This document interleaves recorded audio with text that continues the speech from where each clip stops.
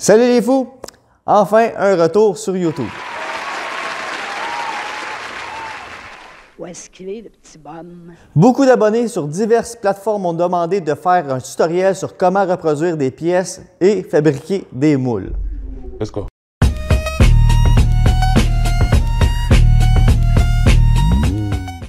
Pour ceux qui ne savent pas, oui, je suis carrossier, mais un petit hobby que j'entretiens depuis des années, c'est celui de fabriquer des pièces en carbone, puis d'élaborer des systèmes de moulage pour la fabrication de pièces sur mesure. En gros, je fabrique des trucs pour produire des trucs.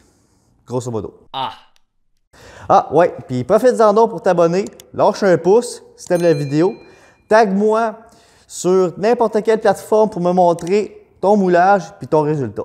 Donc, sans tarder, on va passer aux choses sérieuses puis se mettre dedans bien comme il faut. Bon, le moulage de pièces en général, c'est très simple d'approche, mais complexe aussi à la fois. Aujourd'hui, je vais t'expliquer comment faire un moule, car il y a différentes manières de procéder, comme par exemple laminer. Laminer, c'est de prendre une pièce de carbone, la mettre sur une pièce d'origine, mettre de la résine, sauf que ça reste seulement esthétique, puis les propriétés de légèreté puis les autres petits avantages du carbone sont perdus. Fait que là, on commence. Le plus important là, dans tout ton procédé, c'est d'avoir une pièce, une surface de travail très bien rangée puis ordonnée. Tu ne veux pas te chercher parmi tout ton processus. Bon, la pièce qu'on va faire aujourd'hui, c'est une trappe à gaz. Pourquoi une trappe à gaz? Une trappe à gaz, toutes les voitures, y en ont une sur eux autres, même les voitures électriques. C'est très simple. J'avais eu comme idée de faire un garnish de plaques de Civic 96 2000 hatchback. Le pourquoi que j'ai pas pris cette pièce-là, c'est parce que comme on peut voir, il y a des creux un peu partout. Puis ce qui est difficile dans la conception de moule, c'est de figurer comment on va faire pour enlever la pièce du moule. Si ta pièce est emprisonnée dans ton moule, ben c'est pas le fun, puis ça rajoute du challenge, puis c'est pas productif du tout. Donc, aujourd'hui, on va identifier comment aller chercher le meilleur de son moule, puis d'avoir moins de cheveux blancs à la fin du processus. La planification. Bon, l'étape la plus importante de la planification, c'est comment démouler la pièce. C'est important. Et la deuxième règle la plus importante de la planification, c'est comment démouler la pièce. Bon, vous comprenez un peu, là, c'est important d'être capable d'enlever sa pièce de son moule. Bon, combien de surfaces la pièce a-t-elle? Une surface, deux surfaces. But wait, there's more! Hein? On a l'extérieur, puis on a l'intérieur, c'est que la penture, le spring et la tâche. Donc, techniquement, le moule aurait besoin de deux moules. Une pour la partie extérieure, puis une pour la partie intérieure. On ferait deux pièces et on collerait ensemble. Donc, une pièce comme ça, c'est une difficulté de 7 sur 10 environ. Donc, c'est pas super difficile. Mais, C'est pas encore fini! là, je te regarde, là, puis tu as de l'air perdu, puis tu te dis, mon Dieu, que ça a de l'air compliqué faire des pièces. Effectivement. Bienvenue dans le monde merveilleux de la fabrication de pièces et de moules. Bon, bien là aujourd'hui, je vais vous simplifier la tâche, puis on va faire ce qu'on appelle dans le jargon un sleeve-on. Ça veut dire qu'on va faire une pièce qui va s'embarquer par-dessus notre pièce ici. On va la coller sur notre pièce, donc ça va faire comme un genre de laminage, mais tu vas pouvoir en faire une cinquantaine, tu vas pouvoir en vendre, t'en donner à tes chums, à ton voisin, à ta tante à Noël. Puis tu vas te pratiquer à faire des moules sans que ça te coûte un bras puis une jambe, puis tu vas t'amuser, puis ça va te faire des pièces faciles à faire. Bon, le matériel là, pour la base, pour faire des sleeve-on, okay, ça va prendre du masking tape, 3/4 pouces, du tuck tape, le tape rouge, ça va prendre de la glaise, prends un papier et un crayon, là. De l'agent de démoulage, ça serait de la cire ou de l'agent, peu importe, ça va prendre du gel coat, ça va prendre une surface plate, que ce soit un plexiglas, une vitre ou un coroplace. Ça va prendre de la fibre de verre avec de la résine de polyester à moule. Ça va prendre un pinceau, ça va prendre des gants. Ça va prendre de l'acétone pour laver tes choses. Ça va prendre un récipient parce que tu ne mélangeras pas sur ta table. Ça va prendre une balance pour mesurer tes choses. Puis, un 5 gallons de patience. Ça va t'en prendre beaucoup. Il va falloir que tu sois très patient puis que tu ne te décourages pas. Bon, là, capote pas, la liste du matériel nécessaire de base, elle va être écrite dans la description en bas du vidéo. Je vais te mettre de donner les coordonnées du fournisseur que je me fournis pour tout mon matériel. Il s'appelle Yannick de Distribution Composite. Il est super sur la coche. Il va te donner des conseils, puis il va te donner un bon prix pour tes matériaux.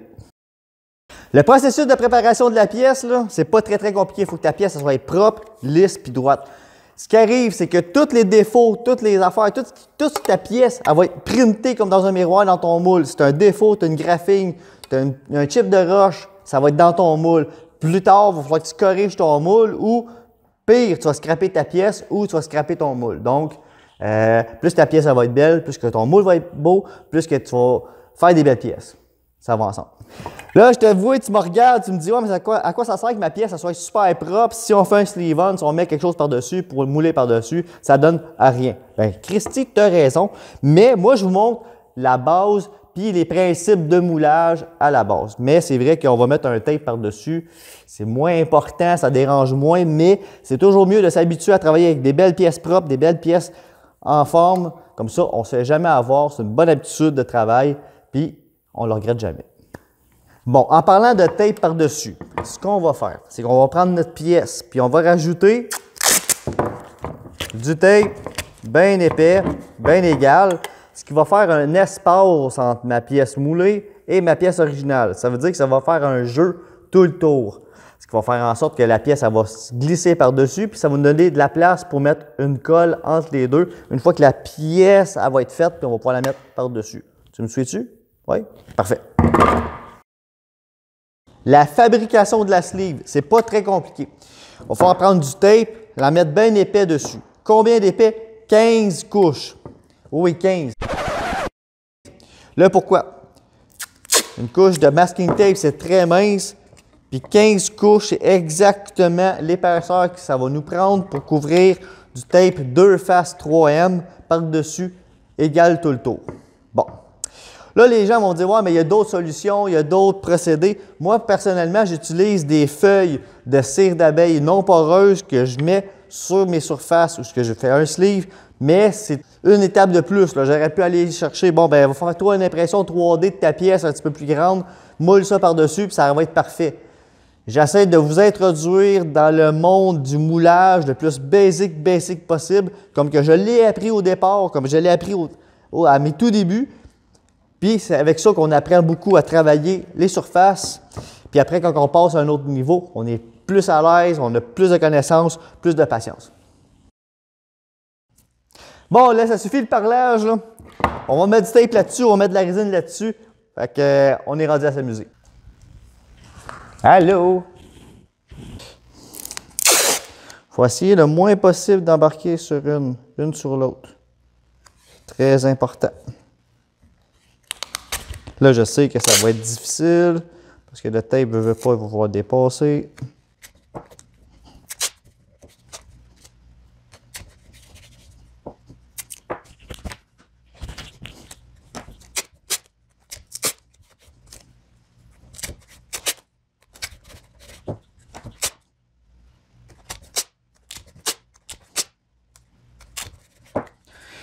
Et vous continuez de même jusqu'à 10, 12 ou 15 couches de tape. Rendu à 10, là, je reviens. Donc, coupe son montage. Ah, bon, on est rendu à la 10e couche.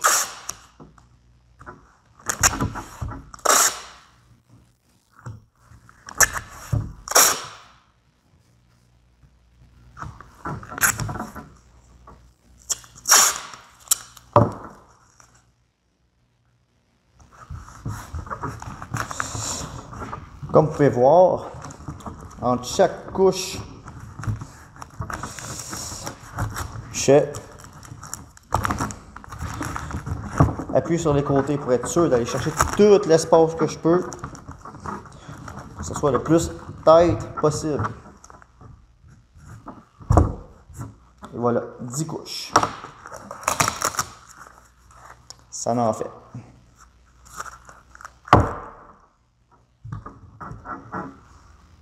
Donc, ce qu'on va faire, on va découper toute la tape tout le tour. On va les mesurer sur la voiture, savoir si notre sleeve est trop épaisse ou pas.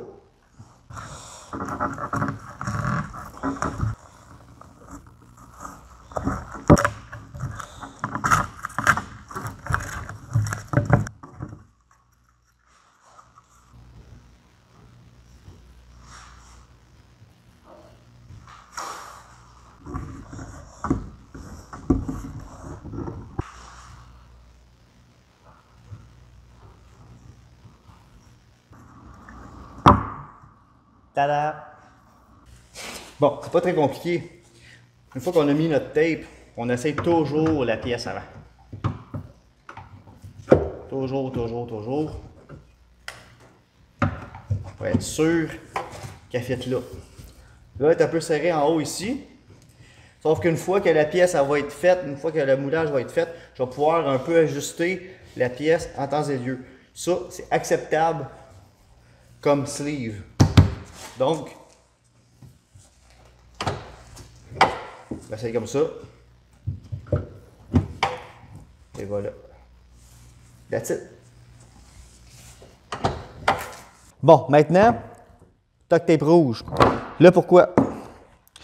Le duct tape rouge va faire en sorte que la pièce elle va être lisse, et ça va rajouter une protection supplémentaire. La résine peut aller s'infiltrer en dessous du tape et aller manger votre pièce. Tandis que ça colle tellement que ça va protéger votre pièce.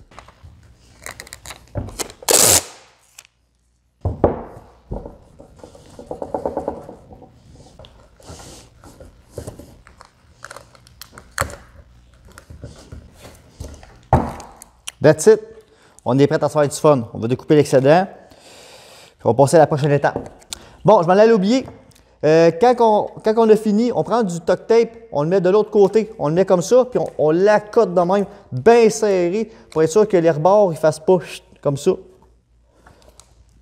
Ça va faire en sorte que les coins vont être plus serrés. Tantôt, c'était serré. On manquait de place. Maintenant, on voit que les coins sont beaucoup plus ronds, sont moins foirés sur le dessus. Donc, on est rendu à faire une surface plate.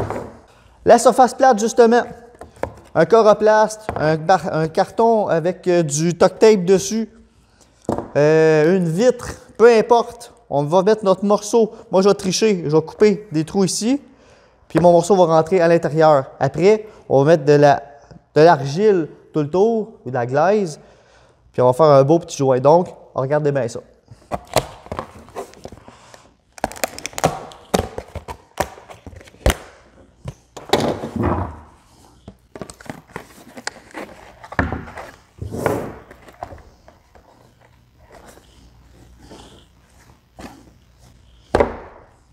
Donc, une fois que ma plaque est posée à plat sur ma surface, je vais vous laisser le soin de la coller bien comme il faut. Moi, ce que j'utilise, c'est de la colle chaude. Je prends de la colle chaude, je colle ma pièce bien comme il faut, comme ça. Ensuite, on va être rendu à mettre de la glaise tout le tour, puis ça va être parfait. Bon, mon morceau est collé sur ma petite plaque, bien solidement, très solide. Il faut que ce soit solide, il ne faut pas que ça bouge. Ensuite, je prends ma glaise. Puis, j'en mets tout le tour. Je ne sais pas si tu vois la caméra. Je prends ma glaise, puis j'en mets tout le tour, que ce soit lisse. Pour être sûr que mon gel coat n'aille pas en dessous emprisonner ma pièce, puis que ma pièce soit emprisonnée dans mon moule. D'accord?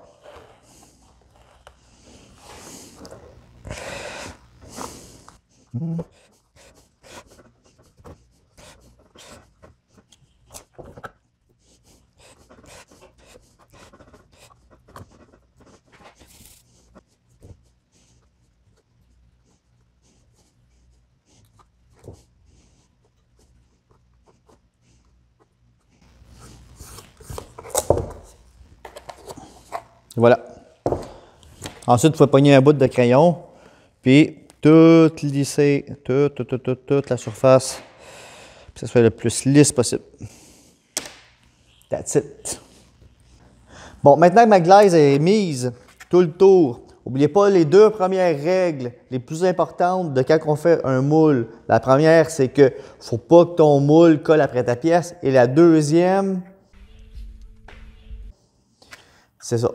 Donc maintenant, je vais être rendu à mettre mon anti-adhésif, c'est-à-dire que Quand on va mettre notre gel coat dessus, il faut pouvoir enlever la pièce. Donc, on a plusieurs choix d'anti-adhésifs, soit de la cire à moule, disponible pas mal partout. Je vais mettre le nom dans la description. Il y a aussi des agents de démoulage chimiques qu'on peut appliquer sur la surface et aussi des agents à vaporiser sur la surface. Le plus important, c'est que votre anti-adhésif soit partout, autant sur la pièce que sur le tour et où est-ce que vous avez mis votre glaze. On va appliquer de la cire dessus, la laisser sécher, on va mettre 3 fois et après, ça va être prêt à démouler.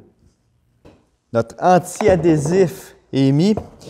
Je vous dirais que la majorité des gens qui font des erreurs, ça va souvent être à cause que l'anti-adhésif n'est pas assez bien mis, il n'y en a pas mis assez. Le temps de séchage n'a pas été respecté. C'est très important de respecter les temps de séchage et les indications du fabricant de votre anti-adhésif. Parce que si ça colle après votre morceau, vous allez trouver ça plate, vous allez scraper toute votre journée pour rien. Donc, si tout est bien fait comme du monde, on est rendu à mettre le gel coat, on est rendu au bout de la fun. On va aller mixer notre gel coat, on va aller l'appliquer. On va les sécher. On va attendre 25 minutes. On va remettre une deuxième couche. On va laisser sécher. On va mettre la fibre de verre avec la résine et notre moule va être terminé. Le gel coat, comme vous pouvez voir, j'ai mélangé du gel coat. J'ai mon catalyseur ici, un pinceau, un bâton, des gants. Donc, je vais mettre mon catalyseur dedans. Je vais bien le brasser et je vais appliquer le gel coat sur la surface. Les gants, c'est parce que c'est chimique, premièrement, et deuxièmement, parce que ça tâche, puis ça sent vraiment la vidange. Donc, on est rendu là. C'est très important de respecter les recettes, c'est-à-dire le fabricant de gel coat ou celui qui va vous le vendre, le distributeur, va vous donner une recette. C'est très important de respecter la recette, que ce soit 1 3 4 Ce gel coat-ci est de 1,5 Donc, j'ai mis 100 grammes de gel coat dans mon pot et j'ai mis 1,5 grammes de catalyseur dans mon gel coat. C'est-à-dire que là, je me retrouve avec un gel coat catalysé. Donc, dans 35 minutes, il devrait être quand même très, très, très sèche. Si vous ne respectez pas la recette, si vous mettez trop de catalyseur, ça va sécher pendant que vous le brassez et le pot ici pourrait facilement, j'exagère, prendre en feu.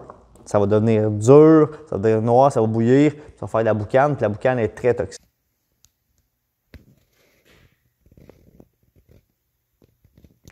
Respectez les mélanges, ça n'ira pas plus vite. Ou ça va aller trop vite, mais ça va être tellement vite que votre pièce, elle va tellement chauffer qu'elle va tout prailler, tout croche. Donc, c'est là que vous êtes rendu à la bonne étape. C'est de prendre son temps, puis de toujours bien se préparer.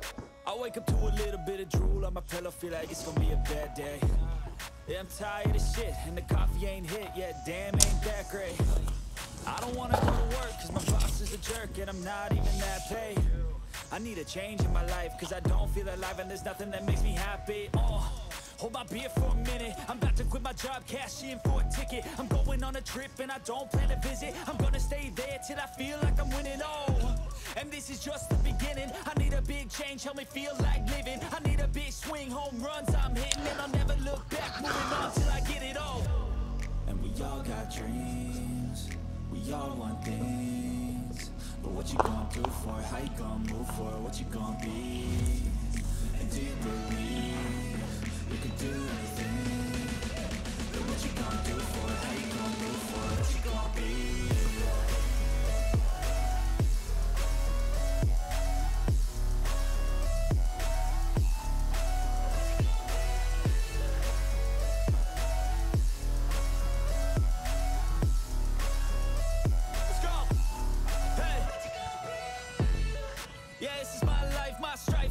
To fight, to die on. And this is my game to play, to claim a brand new name. Oh, And I ain't gonna lie to you, I'm a bit nervous that I might screw everything up that I've ever done. But what's the point of living if you ain't having fun? I guess I'll try this, try might miss, gotta find what I'm good at. Et voilà, ma première couche de gel coat est mise. Donc, ce qu'il va me rester à faire, on essaie d'enlever les bulles. Ce qu'il va me rester à faire, c'est d'attendre 35 minutes. Quand que ça va être assez sec pour pouvoir mettre mon doigt dessus sans qu'il y ait du orange sur mes gants, c'est le temps d'en remettre une deuxième couche et, à votre goût, une troisième couche. Psst. Bon, un petit truc pendant que ça sèche. Le gel coat, ce que j'ai fait, je l'ai mis dans un sac Ziploc puis je l'ai mis dans le banc de neige. Ça va faire en sorte que je vais pouvoir réutiliser mon restant de ma première couche dans ma deuxième couche parce que 35 minutes, c'est sûr que le gel coat dans le pot, il va être figé dans le temps que cette couche-là va être sèche. Parce que plus qu'il y a une quantité épaisse, plus que ça chauffe, plus que ça sèche vite. D'accord? C'est de la chimie. Donc, pour tricher, j'ai pris mon gel coat, je l'ai mis dans le banc de neige. L'été, je le mets dans le congélateur. Donc, petit truc. Donc, on va attendre 35 minutes et on va être prêt à mettre une autre couche de gel coat. Bon! C'est sec, presque. Presque. Mais c'est assez sec pour mettre une autre couche de résine. Donc, on y va. Voilà. There was once a day that I would pray for you. I'd go and misbehave just so you'd notice too. Sneaking looks up and down from across the room. Damn, what a hell of a view. I feel good, you look great. I like you, I can't wait. A first time, a first date. You're so fine, I'm so late. You sip wine, I drink straight. Don't waste time to my place. I feel my heart erase. So catch me if I fall.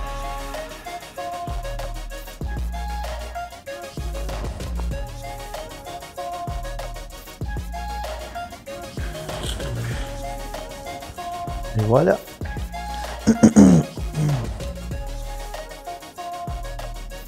C'est merveilleux.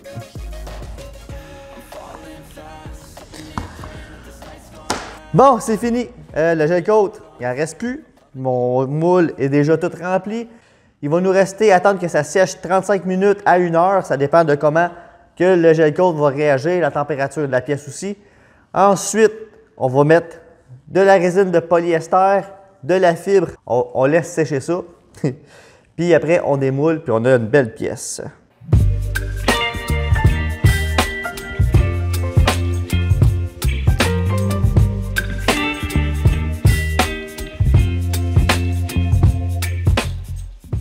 Bon, maintenant que c'est sèche, c'est un petit peu collant, mais ça colle pas, ça fait pas de traces sur mes gants. On est rendu à la résine de polyester avec de la fibre de verre. Quand on parle de la fibre de carbone, c'est la fibre, c'est le tissu, c'est ce qui est dans la résine. La résine de polyester, qui est différente de la résine d'époxy qu'on met dans le carbone habituellement. Elle est moins transparente, elle est plus cassante. C'est une résine plus dure, un petit peu plus sèche, comme on pourrait dire. Donc, je vais mélanger mon catalyseur avec ma résine. Je vais mettre de la résine dessus. Je vais prendre mon poêle, je vais le mettre dessus, taponner. Ça va faire une belle grosse pièce. Après, on laisse ça sécher et on a notre moule. That's it.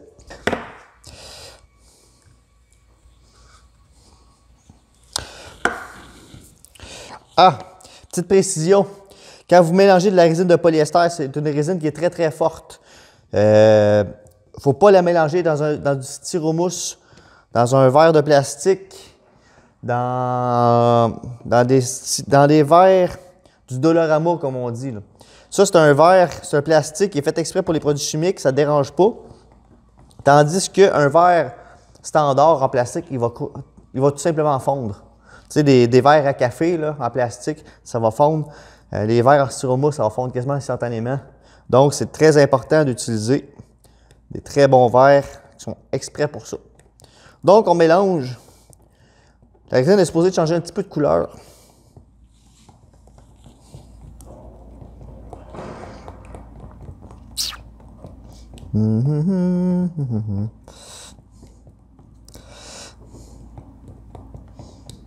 change pas de couleur.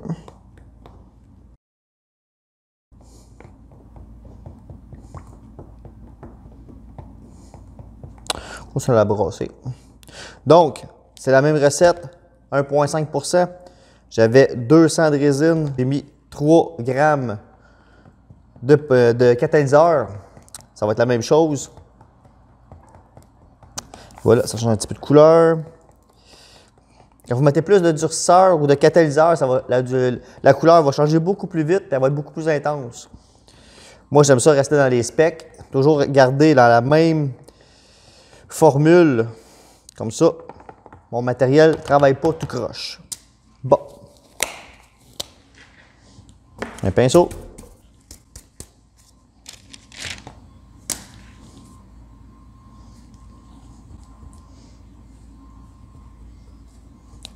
C'est quand même assez simple. Même chose que le gel coat. Vous voyez, le gel coat, ils font un peu. De la résine. Parce que le gel coat, au fond, là, c'est la même chose que de la résine de polyester. C'est la même famille. Donc, ça se marie très bien ensemble. C'est les mêmes produits, là. Fait que je m'assure de mettre de la résine un peu partout pour être sûr qu'il n'y ait aucune bulle d'air à travers de tout mon moule. Vous avez vu, mon pinceau est devenu orange. Bon. Donc, tranquillement, pas vite, je mets mon poêle comme ça, un peu partout sur mon moule, comme ça.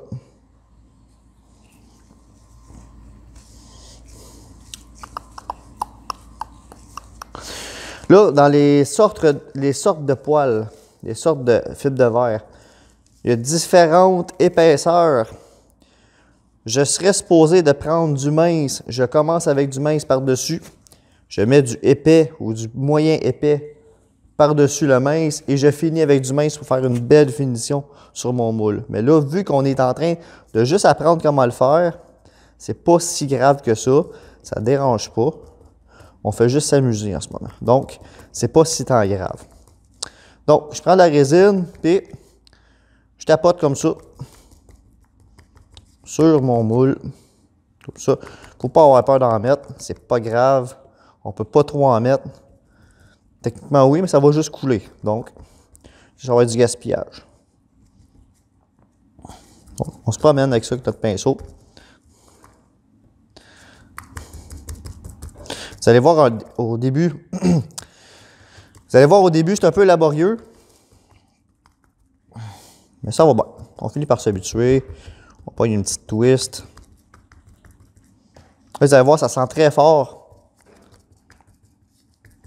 Toujours faire ça dans un endroit très ventilé. Au fond, le but, là, c'est d'enlever toute l'air. Je prends mon mat, puis j'essaie de le coller le plus possible sur ma pièce pour enlever toute l'air possible. Plus que j'ai d'air, plus que ma pièce est fragile. Donc, je tapote comme ça. Je ne suis pas pressé, là. Tu sais, ça ne durcira pas tout de suite. J'ai enlevé toute l'air, toute l'air que je peux enlever. Toujours. On se bat avec l'air. Toujours. Jusqu'à ce que j'aie fini de gagner.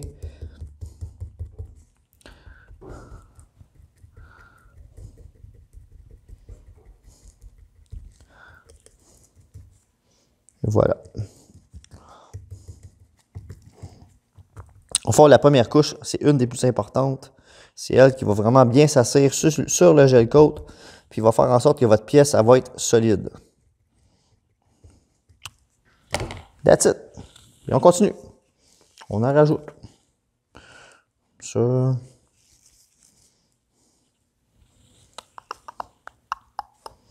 Vous en mettez environ 2 couches d'épais. Pour un petit moule comme ça, il n'y a pas besoin d'être super blindé. Il n'y aura pas beaucoup de retrait. Parce que dites-vous que plus que vous mettez épais de fibres de verre, plus que votre pièce risque de chauffer en séchant. Parce que plus que c'est épais, plus que de la résine, plus que ça chauffe, plus que votre pièce elle peut déformer en séchant. Donc, c'est très important d'y aller le plus mince possible, quitte à faire 2 couches de fibre de verre. Là. Mettez une couche de fibre de verre, vous attendez qu'elle sèche complètement et ensuite vous revenez en remettre une quand elle est sèche par-dessus ou collante. Parce que là, au fond, j'aurais pu mettre mes 2 couches de gel coat, attendre que ça soit juste un petit peu collant, rajoute une couche de gel coat, ensuite remettre du fibre de verre, puis remettre du fibre de verre, puis à un moment donné, là, ça vient très épais. Puis quand que le processus de séchage, parce qu'au fond, quand ça chauffe, c'est parce que ça sèche. Donc, plus que ça sèche, plus que ça chauffe, plus que ça chauffe, plus que ça sèche. Puis c'est un effet d'entraînement. Donc, votre pièce, à un moment donné, je vous le dis, elle peut faire de la boucane, tellement qu'elle est chaude. C'est très important d'y aller très modérément. Je ne sais pas si vous avez remarqué que ma résine, elle avait changé de couleur. C'est normal, c'est le catalyseur. Vu que j'en mets pas beaucoup, elle ne change pas vite de couleur, mais c'est normal. Baby, you give me ice and fire. You're giving me wind and rain. You're some kind of butterfly. Baby, you give me... That's it! On a fini de mettre notre fibre de verre et notre résine sur notre pièce. J'ai mis mon collant, j'ai enlevé toutes les bulles. Qu'est-ce qu'il va rester à faire? C'est de laisser ça sécher dur, comme de la roche. Ensuite, on va prendre notre morceau, on va séparer notre moule, on va nettoyer notre moule, puis on va être prêt à faire des pièces.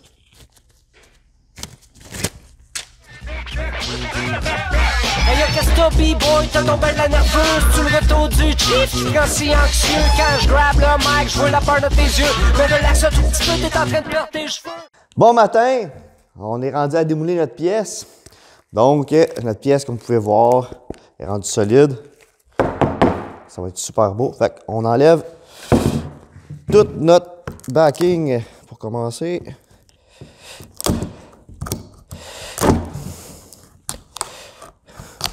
C'est important les gants parce que la fibre de verre, là, si vous rentrez des bouts de fibre de verre dans la main, là, vous n'allez pas mourir, là, mais vous allez souffrir.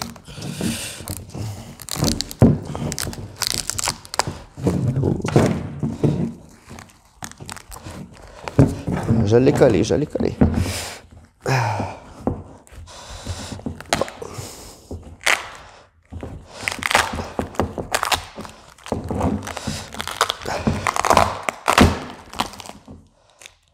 Voilà, la trappe à gaz. Là, ça savoir si la trappe à gaz, elle va s'en aller du moule. Oh, ok.